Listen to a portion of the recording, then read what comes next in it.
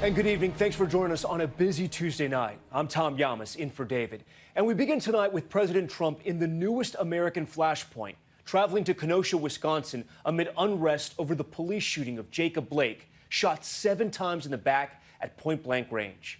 The president touring areas damaged during protests, meeting business owners, hours after comparing the officers involved in the shooting to golfers who, quote, choke, missing a 3-foot putt.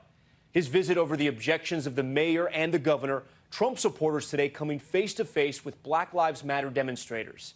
And just blocks away from President Trump, Jacob Blake's family, gathering at the scene where he was shot.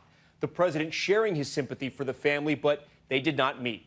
President Trump defending law enforcement, deflecting questions about racism in the U.S. Kenosha, a battleground county in a battleground state. So evenly split, President Trump took it by only 255 votes in 2016. ABC's Alex Perez is there tonight to lead us off.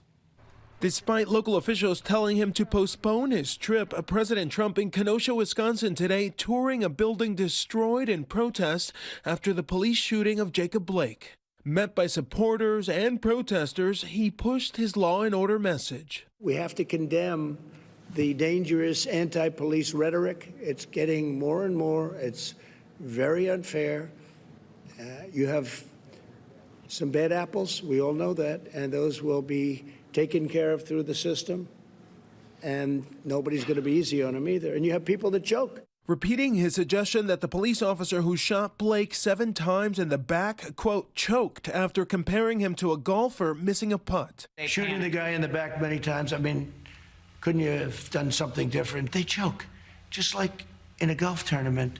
They miss a 3-foot. You're not comparing it to golf because, of course, that's what the media. I'm saying people choke. Just blocks away from the president's event, the Blake family hosting a day of community service at the site of the shooting. All I ask is that he keep his disrespect, his foul language far away from our family. He's not meeting with you or the Blake family. What does that say to you? We're not mad. He's got an agenda, and we got one too. Our agenda is to get justice. The Wisconsin DOJ investigation into Blake's shooting still underway, and 17-year-old Kyle Rittenhouse, who's accused of killing 2 demonstrators, remains in custody. Ahead of his visit here, the president defended Rittenhouse. I guess he was in very big trouble. He probably would have been killed. Also condemning the fatal shooting in Portland of a man wearing a Blue Lives Matter flag and reportedly a hat belonging to a right-wing group.